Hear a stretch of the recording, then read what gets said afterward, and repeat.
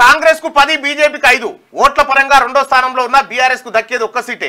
తెలంగాణ ఫలితాలపై ABP news C voter opinion poll. ఏపీలో TDP కూటమి ప్రభంజనం. 25 లోక్సభ స్థానాల్లో 20 కూటమికే, 5 సీట్లకే పరిమితం కానున్న వైసీపీ.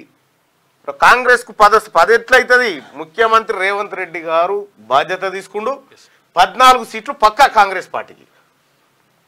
లోక్సభ ఎన్నికల్లో తెలంగాణలోని మొత్తం 17 సీట్లలో అధికార పక్షం కాంగ్రెస్ 42% ఓట్లతో 10 సీట్లను కైవసం చేసుకుంటుందని ఏబీపీ న్యూస్ సీ ఓటర్ తాజా ఒపీనియన్ పోల్ వెల్లడించింది. మంగళవారం ఈ సర్వే ఫలితాలు వెల్లడయ్యాయి. వీటి ప్రకారం ఓట్ల పరంగా 27% వాటాతో కాంగ్రెస్ తర్వాత రెండో స్థానంలో ఉండే బీఆర్ఎస్ కేవలం ఒక్క సీటుకే పరిమితం అవుతుంది. 26% ఓట్లను సాధించే బీజేపీ ఏకంగా 5 సీట్లను గెలుచుకుంటుందని, మజ్లిస్ తనకున్న ఒక స్థానాన్ని నిలుపుకుంటుందని ఈ సర్వే అంచనా వేసింది. వాస్తవానికి బీజేపీ ఎన్ని సీట్లు గెలిచే అవకాశం ఉంది? ఎందుకంటే ఇప్పుడున్న పరిస్థితిలో ఒక ప్రమాదం ఏముంది కాంగ్రెస్ పార్టీ కంటే, BRS vote bank BJP convert అవుతుందా ఏందనేది ఒక ప్రమాదం ఉంది. ఒకవేళ అదే గనక జరిగితే అతిపెద్ద ప్రమాదం ఏర్పడుతుంది కాంగ్రెస్ పార్టీకి. భారతీయ జనతా పార్టీ మెజార్టీ సీట్లు గెలుచుకునేటువంటి అవకాశం ఉంటుంది. ఇప్పుడు ఒక మాట మనం చూసుకుంటే, ఇప్పుడు ఒకవేళ ఇది జరిగితే కనుక బీఆర్ఎస్ పార్టీ గడ్డం గాలినా సరే కానీ పాలన దుడ్డమేయొద్దు అన్నట్టుగా, ఇప్పుడు కేసీఆర్ కాంగ్రెస్ తో పంచాయతీ కానీ బీజేపీతో ఏం పంచాయతీ? బీజేపీ ఇలా గుంజుకున్నది ఏం లేదు కదా. అందుకోసం ఇక్కడ బీజేపీ, కాంగ్రెస్, బీఆర్ఎస్. సపోజ్ మనం ఒక విషయం చూసుకుందాం.